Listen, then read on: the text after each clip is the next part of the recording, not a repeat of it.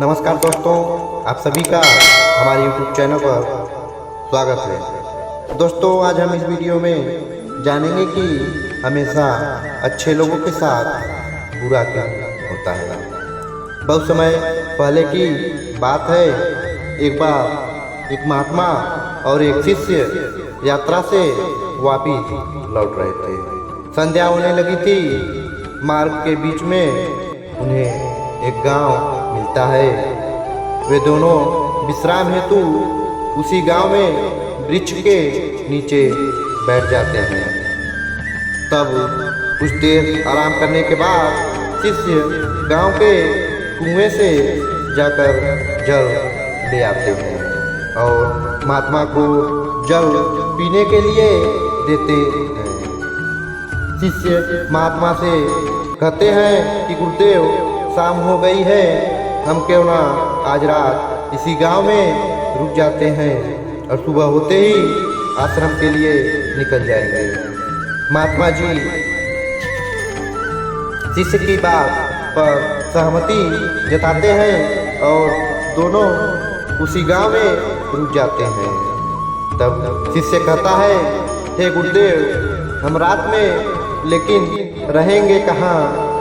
गुरुदेव कुछ भी नहीं कहते हैं। तभी वहाँ से एक किसान जा रहा होता है। तब वो महात्मा को देखा, वो वहाँ रुक जाता है और वह किसान कहता है, महात्मा जी, मैंने आपको पहले इस गांव में कभी नहीं देखा है। आप यहाँ इस गांव में नए प्रतीत हो रहे हैं। शिष्य कहता है, हम यात्री हैं, विश्राम हेतु इस गांव में आज रुके हैं। ये बात सुन वह किसान कहता है कि यदि आपको कोई समस्या ना हो तो आप मेरे घर चल सकते हैं और वहाँ रुक सकते हैं। महात्मा और शिष्य किसान का आमंत्रण स्वीकार कर लेते हैं और उसके साथ उसके घर चले जाते हैं। किसान का घर बहुत ही साधारण था। वो अपनी पत्नी के साथ वहाँ रहा करता था। वो घर जाकर अपनी पत्नी से कहकर महात्मा और शिष्य के लिए भोजन बनवा देता है। महात्मा और शिष्य ये बात समझ गए थे कि वो एक गरीब किसान है। वो साधारण भोजन ही उन्हें बड़े प्रेम से परोसता है। उस किसान और उसकी पत्नी की प्रेम और सम्मान को देख महात्मा और उनका शिष्य दोनों बहुत ही प्रसन्न हो जाते हैं और खुशी से भोजन ग्रहण करते हैं। भोजन करने के पश्चात महात्मा और शिष्य उस किसान से बात करने लग जाते हैं। महात्मा जी उस किसान से पूछते हैं कि तुम क्या काम करते हो? और वह कहता है कि मैं एक किसान हूँ और मेरे पास बहुत सारी ज़मीन है। ये बात सुन शिष्य कहता है, यदि तुम्हारे पास बहुत सारी ज़मीन है तो तुम इस तरह जीवन क्यों जी रहे हो? उस ज़मीन पर तो तुम खूब खेती कर सकते हो।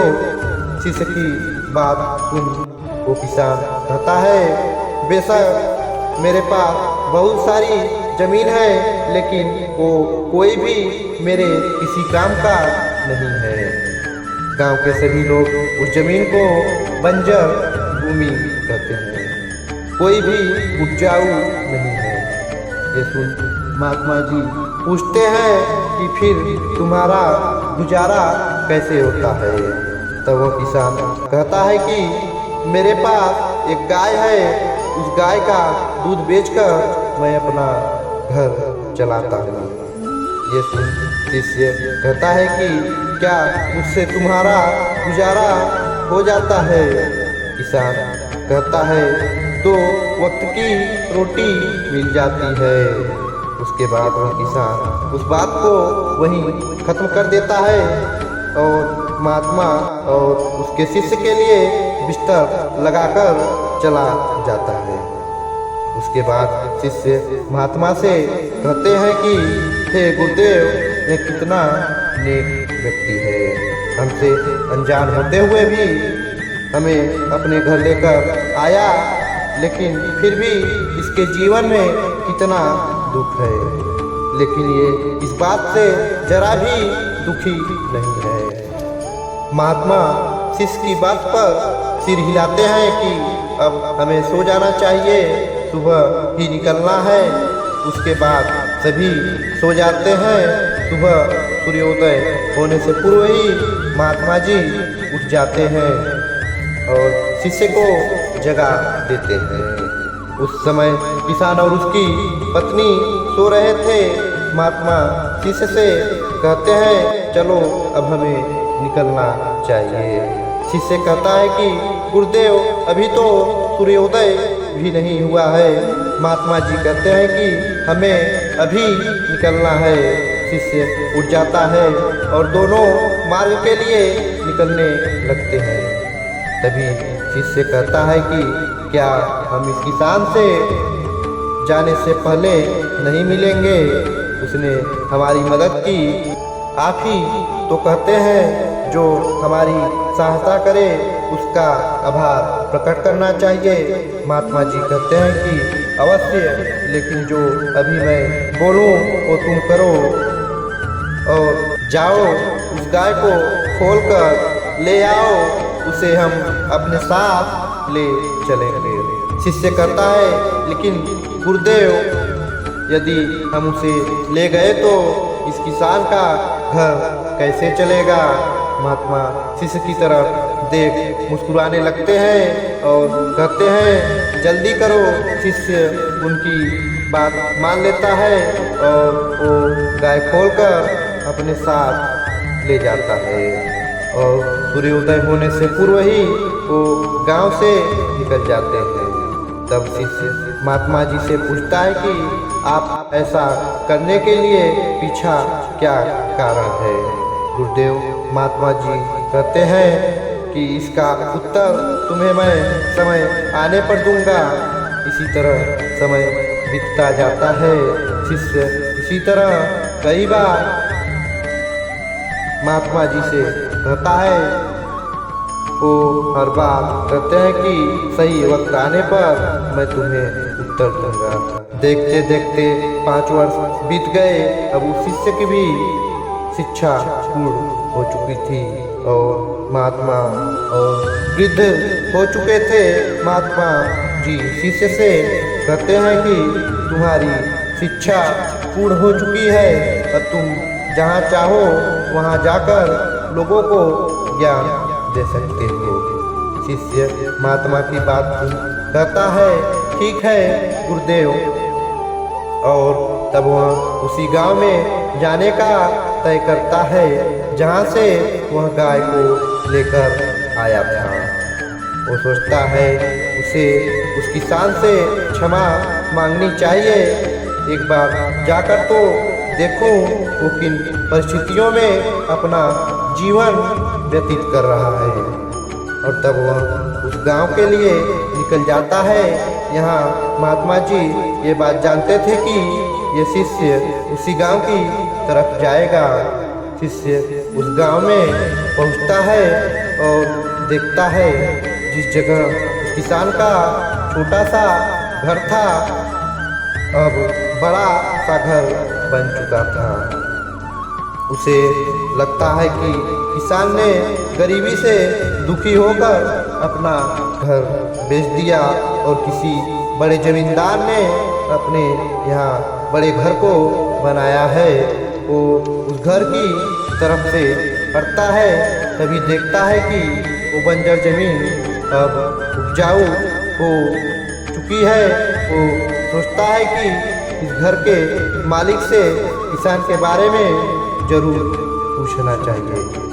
वो बाहर से आवाज़ देता है, जिसे सुनकर घर की मालिक बाहर आते हैं, जिसे देख शिष्य दंग रह जाता है और सोचता है ये तो वही किसान था जिसकी गाय वो लेकर चले गए थे।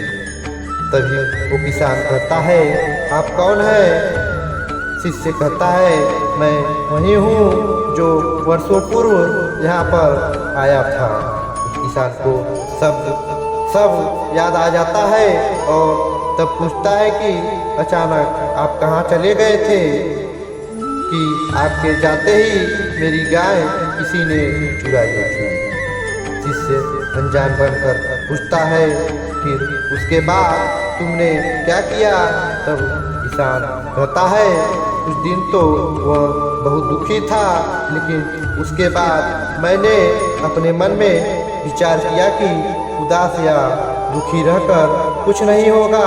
अब मैंने ये तय किया कि मैं अपनी बंजर जमीन पर ही मेहनत करूँगा और मेरी मेहनत सफल भी हुई। उस बंजर जमीन पर फसल निकल आई और आज मैं इस गांव का सबसे बड़ा और सबसे बड़ा धनी बन चुका हूँ। ये बात उन शिष्य को महात्मा की सब बात समझ आ चुकी थी। उन्होंने ऐसा क्यों किया था और तब उसके भीतर उनके लिए और अधिक सम्मान बढ़ जाता है और वो वापिस आश्रम जाता है। दोस्तों, यह कहानी हमें यह सिखाती है कि जीवन में कोई ना कोई समस्या जरूर होगी। हर व्यक्ति के जीवन में कोई ना कोई समस्या जरूर होती है। सोचने वाली बात यह है कि सफलता उस समस्या को पार करने के बाद ही मिलती है। और याद रखें कि शायद हो सकता है ऐसा छोटा सा प्रलोभन या लालच आपके जीवन में तो नहीं है जो आपको किसी बड़ी सफलता से रोक रहा हो सकता है कि आप बड़ी मेहनती हो, आपके जीवन में बहुत कुछ हो सकता था, परंतु उस छोटे से लालच या छोटे से प्रलोभन के चक्कर में आपने बहुत कुछ अभी तक नहीं पाया, क्योंकि आप उस छोटे से लालच को अपनी जिंदगी का सर्वोच्च सफलता मानकर बैठे हैं। आपके भीतर अपार सामर्थ्य हो सकता है, आपके भीतर अपार संभावनाएं हो सकती हैं, लेकिन आपको किसी ना किसी तरफ से उस छोटी सफलता या छोटे प्रलोभन या छोटी लालच को छोड़कर उसे त्याग करके अपनी मेहनत और ज़्यादा भरोसा दिखाना होगा और अपने ऊपर और ज़्यादा विश्वास दिखाना होगा। अपनी समझदारी के ज्ञान से अपने आप को उस बड़ी सफलता तक लेकर जाना आपका कर्तव्य है। आपके स्वयं के भीतर ही मिलेगा, जो कि आपको खुद ही ध्यान करके समझ आ सकता है कि असल में आप क्या पाने के योग्य हैं या फिर आपकी सफलता कितनी बड़ी हो सकती है। अगर आप इस बात से सहमत हैं तो इस वीडियो को ज़्यादा से ज़्यादा लोगों को ज़रूर शेयर करें, साथ ही हमारे चैनल को ज़रूर सब्सक्राइब करें और साथ में घंटी वाली को दबाना न भूलें। दोस्तों, आज के इस वीडियो में सिर्फ इतना ही। दोस्तों, हम आपसे अगले वीडियो में फिर मिलेंगे एक नई कहानी के साथ। तब तक आप जहाँ भी हैं खुश रहें और दूसरों को भी खुश रखें। धन्यवाद।